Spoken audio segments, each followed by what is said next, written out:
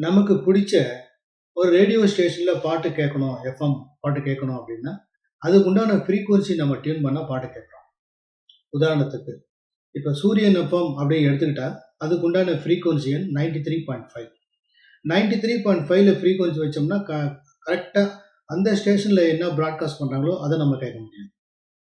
அதுவே நம்ம ரேடியோ மெர்ச்ல பாட்ட கேட்கணும் அப்படின்னா, அதுக்கு 98.3.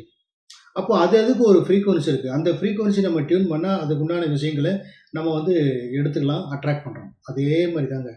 வாழ்க்கையில நமக்கு என்ன வேணும்னு நெனைக்கிறோமோ, எல்லா விஷயங்களும் நம்மளால அட்ராக்ட் பண்ண முடியும். எல்லாமே எங்க இருக்குன்னா, இந்த பிரபஞ்சத்தில தான் இருக்கு. எல்லாத்தையும் நம்ம அட்ராக்ட் பண்ண முடியும். அதுக்கு நம்ம என்ன பண்ணா, டியூன் பண்ணணும். நம்ம எங்க டியூன் பண்ணணும் அப்படின்னா, நம்ம உடம்ப சுத்தி எலக்ட்ரோ மேக்னெட்டிக் ஃபீல்ட் இருக்கு. அதுல தான் எல்லாமே இருக்கு. அதாவது என்ன சொல்லலாம்னா, அந்த எலக்ட்ரோ மேக்னெட்டிக் ஃபீல்ட ஆரான்னு சொல்லலாம். பயோ எனர்ஜெட்டிக் ஃபீல்டுன்னு சொல்லலாம். எனர்ஜி ஃபீல்டுன்னு சொல்லலாம். இல்ல இன்ஃபர்மேஷன் ஃபீல்டுன்னு சொல்லலாம். ஸோ நம்மளுடைய எண்ணம், சொல், செயல் எல்லாமே எங்க இருக்குன்னா, அந்த ஆறால தான் எல்லாமே பதிஞ்சிருக்கு. அதுல நம்ம என்ன வைக்கிறோமோ, இத தான் நம்ம பிரபஞ்சத்திலருந்து நம்ம அட்ராக்ட் பண்றோம். அதாவது இப்படி சொன்னா எப்படின்னா, ஆரா is an interface between human body and universe. அப்போ நடக்கிற எல்லா விஷயமும் நம்ம என்ன நினைக்கிறோமோ, நம்ம எண்ணப்படி தான் எல்லாமே நடக்கும். எல்லாமே எண்ணம் தான். அப்ப எந்த மாரி எண்ண உணர்வுகள நம்ம வெளிப்படுத்துறோமோ, அதுதான் நம்ம ஆரிக் பாடியில ஸ்டோர் ஆயிருக்கு. அத தான் நம்ம அட்ராக்ட் பண்றோம். அது நம்முடைய உடல் ஆரோக்கியமா இருக்கட்டும், இல்ல பணமா இருக்கட்டும், இல்ல ரிலேஷன்ஷிப்பா இருக்கட்டும், இல்ல மெட்டீரியலிஸ்டிக்கா எது வேணும்னாலும் எல்லாமே எண்ணம். இல்ல உங்களுக்கு நல்லது நடக்கணும், கெட்டது நடக்கணும், எல்லாமே நல்லது, கெட்டது எத பேஸ் பண்ணி நடக்குதுன்னா, நம்முடைய எண்ண உணர்வுகள பேஸ் பண்ணி தான் நடக்கும். நம்ம நல்ல எண்ண உணர்வுகள வெளிப்படுத்தும்போது நமக்கு நல்லதே நடக்குது. கெட்ட உணர்வுகள நம்ம வெளிப்படுத்தும்போது கெட்டதே நடக்குது. ஒத்தவை ஒத்தவை ஈர்க்கும். ஒரு நாளைக்கு ஒரு மனுஷனுக்கு 60,000லேருந்து 70,000 தாட் வருது அப்படின்னு சொல்லிட்டு வல்லுனர்கள் சொல்றாங்க. இதுல மேக்ஸிமம் தாட் என்னவா இருக்கு அப்படின்னா நெகட்டிவா இருக்கு. அப்போ ரிப்பீட்டடா ஒரு தாட்ட வச்சிருக்கும்போது என்ன ஆகுதுன்னா, அந்த ரிப்பீட்டட் தாட் தான் நம்மளுடைய 6வது ஸ்டே ஆகும்.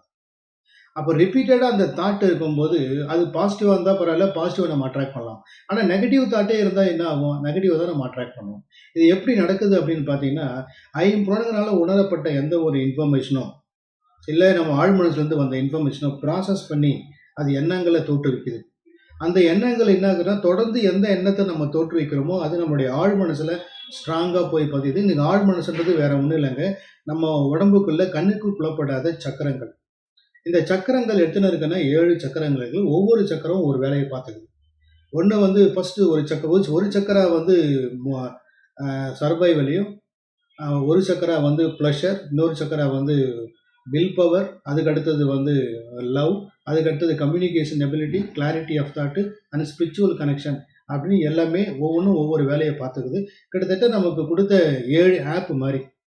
ஸோ நமக்கு தேவையானத அந்த ஆப் பயன்படுத்தி நம்ம எல்லாமே யூஸ் பண்ணிக்கலாம். ஆனா, அந்த ஆப் கரப்ட் ஆகுறதுக்கு என்ன ரீசன் அப்படின்னு பார்த்தா, நம்மளுடைய எமோஷனல் இம்பேலன்ஸ். நம்ம எந்த மாரி உணர்வுகள நம்ம கிரியேட் பண்ற தாட்ட வெளிப்படுத்தும்போது, அந்த தாட் எப்படி இருக்குது அப்படின்னு பார்த்தீங்கன்னா, ஒரு நெகட்டிவா இருக்கும் பட்சத்தில், நம்ம நெகட்டிவ தான் அட்ராக்ட் பண்றோம். அதான் அந்த தாட் தான் நம்முடைய எமோஷன். அந்த எமோஷன் 2 இருக்கு. ஒண்ணு பாசிட்டிவ் எமோஷன் இருக்கு, நெகட்டிவ் எமோஷன் இருக்கு. பாசிட்டிவ் எமோஷனா இருக்கும் பட்சத்தில் நமக்கு ஒண்ணும் பிரச்சனை இல்ல. ஆனா நெகட்டிவா இருக்கும்போது, தொடர்ந்து நெகட்டிவ் எமோஷன நம்ம வெளிப்படுத்தினா, அத தான் நம்ம அட்ராக்ட் பண்ணுவோம். ஏன்னா, இங்க எப்படி நடக்குதுன்னா, நம்ம என்ன ஆசைப்படுறோமோ, நம்முடைய எண்ணங்கள் என்னவா இருக்கோ, அந்த எண்ணங்கள் தான் என்ன ஆகுதுன்னா, இங்க ஒரு அதிர்வுகளாக மாற்றப்படுது. இந்த அதிர்வுகள தான் ஒரு அலைவரிசையில பயணம் பண்ணுது பிரபஞ்சத்துக்கு. அதே மாரி உள்ள ஒரு ஃப்ரீக்வன்சி அத அட்ராக்ட் பண்ணி மறுபடியும் நமக்கு பிசிக்கல் லெவல்ல நம்ம அத அட்ராக்ட் பண்ண அத வேலை பண்ண ஆரம்பிச்சுடுறோம். அது நல்லதோ, கெட்டதோ. அப்போ நம்ம எங்க டியூன் பண்ணணும் அப்படின்னா, நம்மளுடைய ஆரா, சக்ரா இது 2 எப்படி இருக்கோ அப்படித்தான் நம்ம வாழ்க்கை. ஏன்னா சக்ரால ஒவ்வொன்னும் ஒவ்வொரு வேலைய பார்த்துக்குதுன்னு சொன்னேன். பட் அதே மாரி சக்ராவுல என்ன விஷயங்கள் இருக்கோ, இதுதான் ஆறாவுல ரிஃப்ளெக்ட் ஆகுது.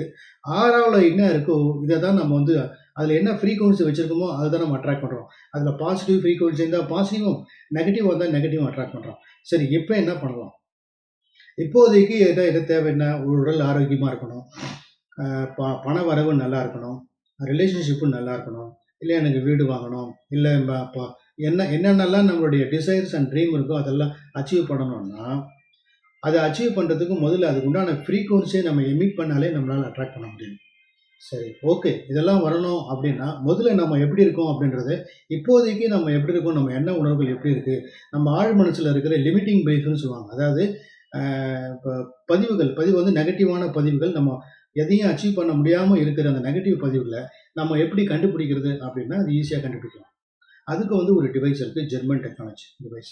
அந்த டிவைஸ் மூலமா நம்மளால சாதிக்க முடியாம இருக்கிறதுக்கு, இல்ல சந்தோஷமா இருக்க முடியாததுக்கு என்ன தடையா இருக்கு அப்படின்றத, அந்த லிமிட்டிங் பிலீஃப வந்து நம்மோ அத அத வந்து நம்மோ தெரிஞ்சுக்கலாம். அது எப்படி தெரிஞ்சுக்கணும்னா, அதுக்கு ஒரு குவாண்டம் டிவைஸ் இருக்கு. அந்த டிவைஸ் மூலமா நம்மளுடைய உடம்ப சுத்தி இருக்கிற பயோ எனர்ஜெடிக் ஃபீல்ட்ல இருக்கிற லிமிட்டிங் பிலீஃப் என்னவோ, அத வந்து குவாண்டம் சென்சார் மூலமா அனலைஸ் பண்ணி உங்களுக்கு உங்கள பத்தி, உங்களுடைய ஆரா எப்படி இருக்கு? உங்களுடைய சக்ரா எப்படி இருக்கு? அப்படின்னு தெரிஞ்சுக்கணும் அப்படின்னா, நீங்க ஆன்லைன்ல கூட நீங்க தெரிஞ்சுக்கலாம். நேர்லயும் வரலாம். இல்ல ஆன்லைன்லயும் நீங்க வந்து தெரிஞ்சுக்கலாம். உங்களுக்கு இத பத்தி இன்னும் நல்லா தெளிவா தெரிஞ்சுக்கணும் அப்படின்னா, கீழ ஒரு நம்பர் ஸ்க்ரோல் ஆயிருக்கு. அந்த நம்பருக்கு கால் பண்ணி அப்பாயின்ட்மென்ட் ஃபிக்ஸ் பண்ணுங்க. ஸோ உங்களுக்கு வந்து அதுக்குண்டான தகவல்கள் குடுப்பாங்க. அது எப்படி பண்ணணும் என்னன்றத நீங்க தெரிஞ்சுட்டு, உங்கள நீங்க மேம்படுத்திக்கலாம்.